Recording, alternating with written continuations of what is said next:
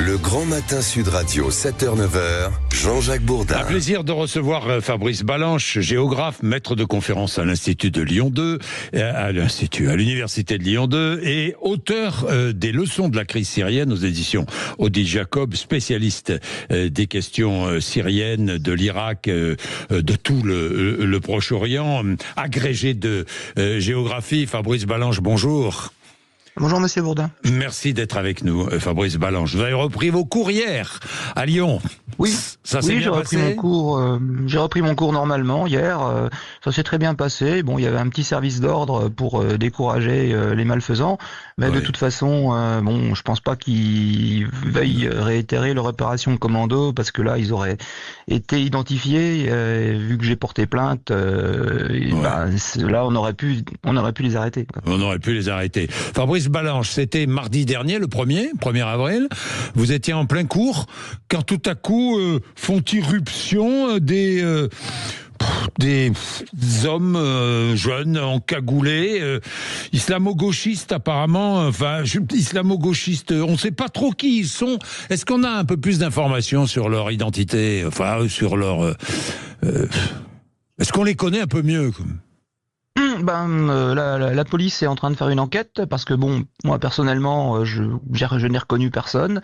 Alors oui, c'est un petit groupe d'autonomes, mais vous savez, les autonomes en général, ceux qui s'affirment les plus indépendants, c'est toujours ceux qui sont liés à des organisations les plus puissantes par derrière.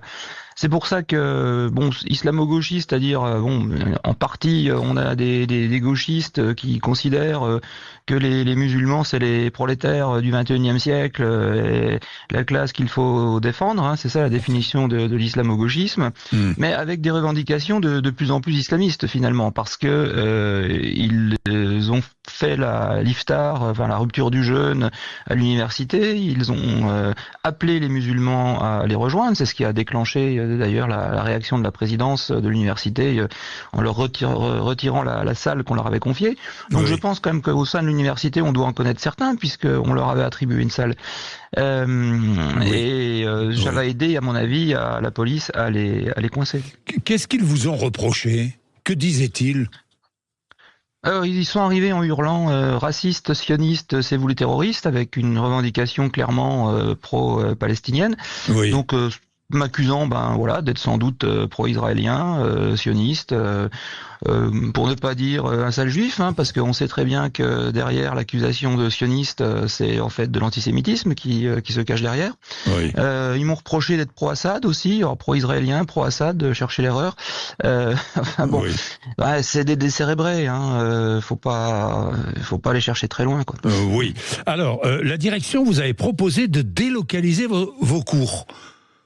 C'était un aveu de faiblesse, non ? Ça partait peut-être d'une bonne intention, c'est-à-dire me sentir, me protéger, mais j'aurais dit que non. C'est délocaliser le cours sur le campus du centre-ville, certes, qui est plus facile à protéger, ça serait une désertion. Ça serait leur donner raison. Il y a pas de raison. Assurez-moi une sécurité minimale. Je ne demande pas des hommes armés, je demande juste 2 gardiens devant la porte pour empêcher toute nouvelle intrusion. Évidemment. Que demandez-vous à Elisabeth Borne, qui est ministre de l'Éducation nationale et de l'enseignement supérieur, je le rappelle, et qui sera mon invité tout à l'heure à 8h30 ? J'y demande qu'on soit ferme sur la laïcité à l'université. Ça, c'est extrêmement important. Il y a trop d'universités qui font des accommodements avec les islamistes pour justement avoir la paix, pour qu'il n'y ait pas de vague. Et ça, il faut absolument arrêter. Il faut surtout arrêter d'abandonner les facultés de sciences humaines et sociales.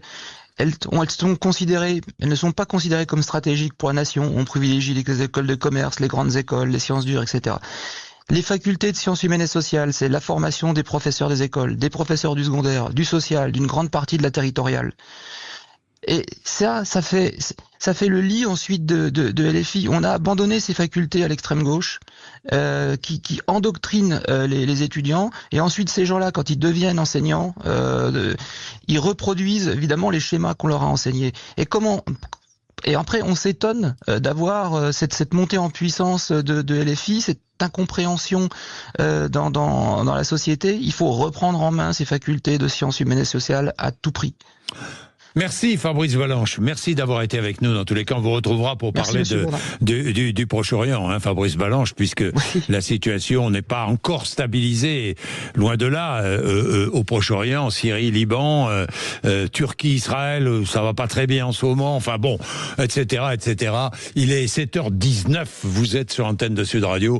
Nous, parce que vous savez combien nous sommes passionnés par la situation internationale, par les informations internationales, et d'ailleurs, nous n'arrêterons pas de traiter ces sujets-là ce matin. Tiens, les tarifs douaniers, les nouvelles taxes imposées par Trump, on va en parler avec Éric Revel dans quelques minutes. En attendant, le rappel des titres de l'actualité. Laurie Leclerc. Laurie.